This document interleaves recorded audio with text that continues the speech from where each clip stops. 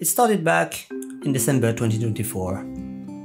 The project is really personal. Stories inspired by my family about the struggles of being an immigrant. Everyone I spoke to loved the premise, so I thought it would resonate widely. That gave me the confidence to go all in.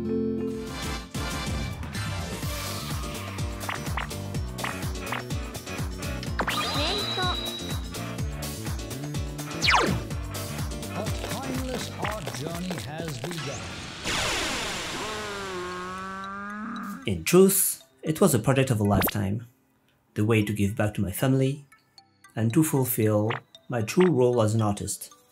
I wanted to give it my all. My plan looked solid. I drew about 30 pages to be the campaign's foundation. In January, I polished and repolished my Kickstarter page. The main asset was to have a masterpiece of an art cover, which took a very long time to sketch out. I tried word of mouth at meetups. I attended some with Asian people of my age. I thought they were interesting. Art tutorials on YouTube to build an audience and funnel them into the campaign. I thought I had a lot of knowledge to share, so why not try? I planned 4 panel strips for Instagram, short and shareable. There were 2 groups.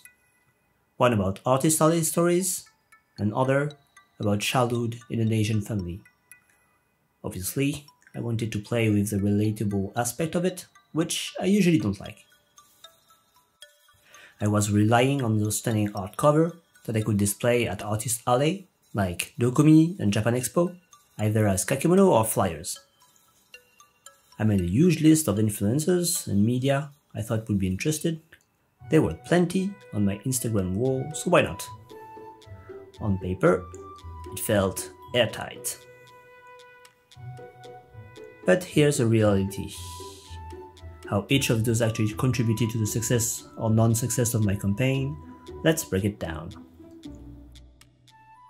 Media and influencers. I contacted hundreds of them, especially associations or personalities talking about growing as an Asian kid in a foreign country. Almost 0 replies.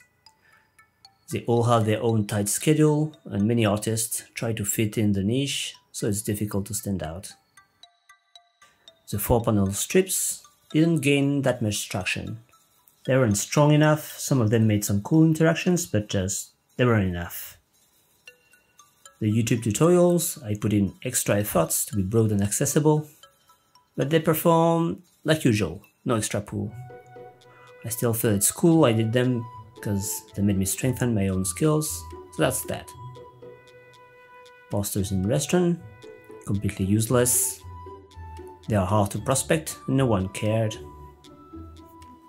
In artist alleys, I had a big kakemono banner, thousands of flyers, gift incentives, but that audience is into my word maps, not my personal comic project. Wrong crowd, and that's sad. I did mailing on all customers. I got barely any response. They supported me for a different type of work, not this. Meetups, limited reach, nice conversations, no real tractions. And Saigon trips, honestly, they weren't that good and didn't click with people. Some friends helped me to spread the word, but yeah, it is difficult times. Can't help.